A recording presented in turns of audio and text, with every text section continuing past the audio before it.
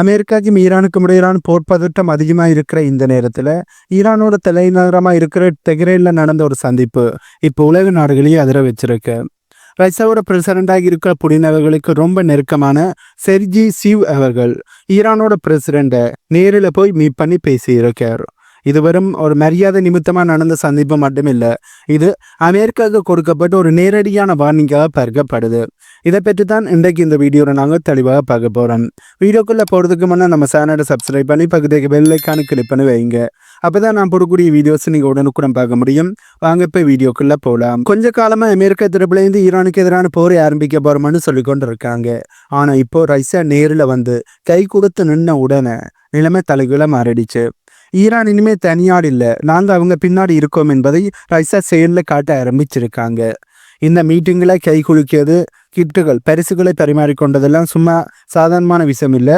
இது அமெரிக்காவுக்கான நேரடியான மெசேஜாக தான் பார்க்கப்படுது. முதல்ல ரஷ்யா ஈரானுக்கு பண்ணிய உதவிகள் ஹெல்ப் அனைத்துமே சும்மா இல்லை, பல வருஷமாக இதனை ரஷ்யா செஞ்சோண்டு இருக்காங்க. முக்கியமாக ரஷ்யா ஈரானுக்கு செய்த 4 உதவிகளை பற்றி முதல்ல நாங்கள் பார்ப்போம். முதலாவது அணுசக்தி உதவி, அதாவது நியூக்ளியர் பவர். ஈரானோட பொசர் அணுமின் நிலையத்தை கட்டி முடிச்சது ரஷ்யா தான். மேற்கத்திய நாடுகள் தடுத்த போகும், அதாவது இதனை செய்ய வேண்டாம் என்று ரஷ்யாவுக்கு மிகப்பெரிய பிரஷரை கொடுத்துமே ரஷ்யா பின்வாங்காம ஈரானுக்கான இந்த நியூக்ளியர் பவர் பிளான்ட் கட்டி கொடுத்துருக்காங்க. இரண்டாவது ஆயுத சப்ளை. அமெரிக்காவுக்கும் இஸ்ரேலுக்கும் பெரிய ஒரு பயமே ஈரானோட வான் பாதுகாப்பு சாதனங்கள், அதாவது ஏர் டிஃபென்ஸ் சிஸ்டங்கள். அதுக்கு முக்கியமான காரணம் ரஷ்யாவோட S-300 ஏர் டிஃபென்ஸ் சிஸ்டங்கள் ரஷ்யா ஈரானுக்காண்டி கொடுத்துருக்காங்க. இப்போ அட்வான்ஸான S-400 ஏர் டிஃபென்ஸ் சிஸ்டத்தையும் ரஷ்யா ஈரானுக்கு கொடுத்துருக்காங்கன்ற செய்திகளும் இப்போ வெளியே வந்து கொண்டு இருக்கு. இது எந்த அளவுக்கு உண்மைன்னு தெரியல. மூன்றாவது விண்வெளி மற்றும் சேட்டலைட் ரீதியான உதவிகள். சமீபத்தில் கூட ஈரானோட கஜாம் சேட்டலைட்டை ரஷ்யா தான் விண்ணுக்கு அனுப்பி வச்சாங்க. இது மூலமா ஈரானால எதிரி நாடுகளை ஈஸியாக உளவு பார்க்க முடியும். நான்காவது பொருளாதார தடைகளுக்கு எதிராக ரஷ்யா செய்த உதவி. அமெரிக்கா ஈரான் மேல எக்கச்சக்க பொருளாதார தடைகளை போட்டப்போ ரஷ்யா ஈரான் கூட வர்த்தகம் பண்ணி கொண்டு இருந்தாங்க. ஈரானோட பொருளாதாரம் சுத்தமாக அழியாமல் பார்த்துக்கிட்டது ரஷ்யான்னு தான் சொல்லணும். இப்படி முக்கியமான இடங்கள்ல ரஷ்யா ஈரானுக்கான உதவிகளை ஏற்கனவே செஞ்சிருக்காங்க, இப்போதும் செய்து கொண்டு இருக்காங்க. ரஷ்யாவால் அமெரிக்காவை தடுக்க முடியுமா? ரஷ்யாவோட கேள்வி இருந்தா அமெரிக்கா பயப்படுமா? இதுதான் உங்களுக்கு நம்பி இருக்கிற மிகப்பெரிய கேள்வியா இருக்கு. இதற்கான பதில்களை இப்போ பார்ப்போம். அமெரிக்கா இதுவரைக்கும் சின்ன சின்ன நாடுகள் மேலதான் கை வச்சிருக்காங்க. ஆனா இப்போ ரஷ்யா ஈரானுக்கு பின்னாடி நிற்கிறதால ஈரான் மேல கை வச்சா அது ரஷ்யா மேல கை வைக்கிற மாதிரி ஆயிடும். இது 3வது உலக போருக்கு வழிவகுக்கும் என்ற பயமும் அமெரிக்காவுக்கு இருக்கு. ரஷ்யாவோட போர்க்கப்பல்கள் ஸ்ட்ரெய்ட் ஆஃப் ஹார்முஸ்ல நிற்குது. அமெரிக்காவோட மூவ்மெண்ட் எல்லாத்தையும் ரஷ்யா கவனிச்சு கொண்டு இருக்காங்க. அமெரிக்காவோட மூவ்மெண்ட் எல்லாத்தையும் ரஷ்யா உடனுக்குடன் ஈரானுக்கு சொல்லிடுவார்கள் என்பதும் உண்மை. இதனால அமெரிக்காவால் ரகசியமான எந்த ஒரு தாக்குதலையும் ஈரானுக்கு எதிராக செய்ய முடியாது. இப்போ ரஷ்யா மட்டும் இல்லை, சீனா தங்களுடைய உளவு போர்க்கப்பலையும் அங்கே நிலைநிறுத்தி வச்சிருக்கிறார்கள். இதன் மூலம் அமெரிக்காவோட நிறைய தகவல்களை இராணுவ மூவ்மெண்ட்டை சேட்டலைட் மூலமாகவும் அதே நேரத்தில் தங்களுடைய உளவு கப்பல் மூலமாகவும் எடுத்து அதனை உடனுக்குடன் ஈரானுக்கு கொடுக்கிறார்கள். இதனால அமெரிக்காவில் இனி ரகசியமான ஒரு அட்டாக்கி பண்ண முடியாது என்பதுதான் உண்மை. ஈரான், ரஷ்யா, சீனா இந்த 3 பேருமே சேர்ந்த உலகத்தோட எனர்ஜி மார்க்கெட்டை இவங்களால கட்டுப்படுத்த முடியும். அமெரிக்கா அட்டாக் பண்ண நினைச்சா இவங்க 3 பேரும் சேர்ந்து டாலரோட மதிப்பை குறைக்கவும் எண்ணெய் விலையை ஏற்றவும் முடியும். இது அமெரிக்காவோட பொருளாதாரத்தையும் முழுமையாக காலி பண்ணிடும். இப்படியான நிறைய சிக்கல்கள் இருக்கு. இப்போ ரஷ்யா, சீனா உள்ள வரதால அமெரிக்கா ஈரானுக்கு எதிரான தாக்குதலை செய்ய மாட்டார்கள்னு இல்லை, அப்படி செஞ்சால் அது அமெரிக்காவுக்கு மிகப்பெரிய பேக்ஃபயராக மாறும் என்பதுதான் உண்மை. ஆனால் இதில் ஒரு விஷயத்தை நாம் புரிஞ்சுக்கணும். அமெரிக்கா ஒன்றும் சின்ன நாடு இல்லை, அவங்க கிட்டையும் பெரிய பலம் இருக்கு, பெரிய ஆயுத பலம் இருக்கு. ஆனால் இப்போ அமெரிக்காவுக்கு இருக்கிற சிக்கல் என்னன்னா, இப்போ இஸ்ரேல் சுற்றி இருக்கிற நாடுகளுக்கு எதிரான தாக்குதல் செய்கிறாங்க. லெபனானாக இருக்கட்டும், சிரியாவாக இருக்கட்டும், இப்படி காசாக்க கூட தாக்குதல் செய்கிறார்கள். இப்படி இஸ்ரேல் தொடர்ந்து தாக்குதல் செய்கிறார்கள். இன்னொரு பக்கம் ரஷ்யா உக்ரைன் போர் இப்போ நடந்து கொண்டு இருக்கு. இதற்கு நடுவில் ஈரான் கூட புதுசாக ஒரு போரை அமெரிக்கா ஆரம்பிச்சா அது அமெரிக்காவுக்கு தாங்க முடியாத நஷ்டத்தை ஏற்படுத்தும், மிகப்பெரிய இழப்புகளை ஏற்படுத்தும். ரஷ்யா இதைத்தான் தனக்கு சாதகமாக பயன்படுத்தி கொண்டிருக்காங்க என்பதுதான் உண்மை.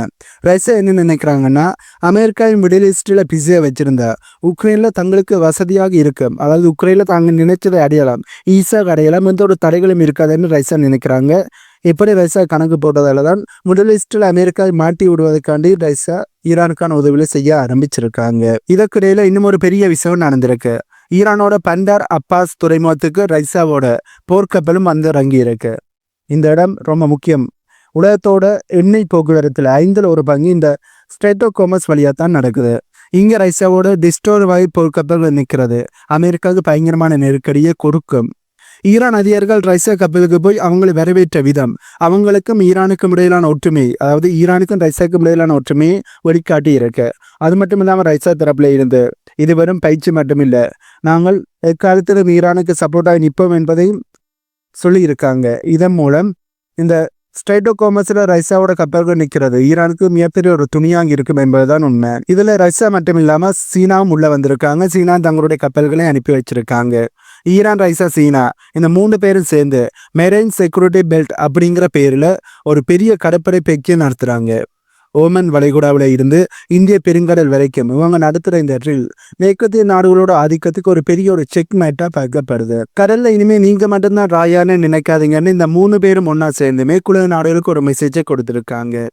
இப்போ இருக்கிற நிலைமையில ஸ்ட்ரெய்ட் ஆஃப் ஹார்மஸை ஈரான் முடக்கினா உலகமே ஸ்தம்பிச்சிடும். ஏனென்றால் ஒரு நாளைக்கு 100க்கும் மேற்பட்ட சரக்கு கப்பல்கள் இந்த ரூட் வழியாக போட்டு வருது. அணுசக்தி ஒப்பந்தத்தில் இந்த அமெரிக்கா வெளியேறியது, ஈரான் மேலே போட்ட தடைகள், அப்புறம் கடந்த ஜூன் மாதம் நடந்த வான்வழி தாக்குதல்னு இதற்கு முன்னாடி நிறைய நடந்திருக்கு. ஆனால் அப்போ எல்லாம் ஈரான் தனிச்சிருந்தாங்க, தனிமையாக இருந்தாங்க. இப்போ ரஷ்யா, சீனா பக்கத்தில் இருக்கிறதால அமெரிக்கா ஒரு தப்பு செஞ்சால் கூட அது பெரிய ஒரு போருக்கு காரணமாக மாறிடும். இதனால் அமெரிக்கா அவ்வளோ ஈஸியாக ஈரானோட கதையை முடிக்க முடியாது. அமெரிக்கா படாத பாடுபட்டு நிறைய இழப்புகளை சந்தித்து தான் ஈரான் மீது கை வைக்க வேண்டியிருக்கும். இதில் அமெரிக்காவுக்கு வெற்றி கிடைச்சாலும் அதுக்காண்டி அமெரிக்கா கொடுக்க போகிற ப்ரைஸ் ரொம்பவே அதிகமாக இருக்கும் என்பதுதான் நிறைய வல்லுநர்களோட கருத்து. இவ்வளவு நேரம் நாம் பார்த்த விஷயங்களை வச்சு ஒரு முடிவுக்கு நாங்கள் வரலாம். இன்னைக்கு உலக அரசியலுங்கிறது ஒரு சதுரங்க ஆட்டம் மாதிரி ஆயிடுச்சு. முன்னாடி எல்லாம் அமெரிக்கா ஒரு நாட்டை தனிமைப்படுத்தணுமான்னு நினைச்சா அந்த நாடு மொத்தமாக முடங்கி போகும். ஆனால் ஈரான் விஷயத்தில் அது நடக்கலை. அதுக்கு முக்கியமான காரணம் ரஷ்யா மற்றும் சீனா கொடுத்த அந்த பேக்போன் சப்போர்ட் தான். ரஷ்யா ஈரானுக்கு பண்ணின உதவிகள் வெறும் ஆயுதங்களோட மட்டும் நிற்கல. இன்னைக்கு ஸ்ட்ரெய்ட் ஆஃப் ஹார்மஸில் ரஷ்யாவோட போர்க்கப்பல் நிற்கிறது. ஈரான் மேலே கை வச்சா எங்கள் மேலே கை வைக்கிற மாதிரி அப்படிங்கிற ஒரு நேரடி எச்சரிக்கையாக தான் பார்க்கப்படுது. அமெரிக்கா இதுவரை மிடில் ஈஸ்டில் வச்சிருந்த அந்த தனி ஆதிக்கத்தை ரஷ்யாவோட இந்த என்ட்ரி மொத்தமாக உடைச்சிருக்கு என்பதுதான் நிறைய வல்லுநர்களோட கருத்து. முன்னாடி எல்லாம் ஈரான் ஒரு பிராந்திய சக்தியா, அதாவது ரீஜனல் பவரா மட்டும்தான் பார்க்கப்பட்டது. ஆனால் இன்னைக்கு ரஷ்யாவோட தொழில்நுட்பம், சீனாவோட பொருளாதாரம் இது இரண்டுமே சேர்ந்த உடனே ஈரான் ஒரு குளோபல் பிளேயரா உருவெடுத்திருக்காங்க. அமெரிக்கா ஒருவேளை ஈரான் மேலே நேரடி தாக்குதலை நடத்தினா அது ஈரானோட மட்டும் முடிய போகிறது இல்லை. அது ரஷ்யா, சீனான்னு ஒரு பெரிய கூட்டணியோட மோத வேண்டிய கட்டாயத்தை அமெரிக்காவுக்கு உருவாக்கும். இது அமெரிக்காவுக்கு பெரிய ஒரு ரிஸ்க். இந்த கூட்டணி உலகத்துக்கு சொல்ல வர மெசேஜ் ஒன்றுதான், உலகம் இனிமே ஒரு நாட்டோட பேச்சை மட்டும் கேட்டு நடக்கணும்ன்ற அவசியம் இல்லை.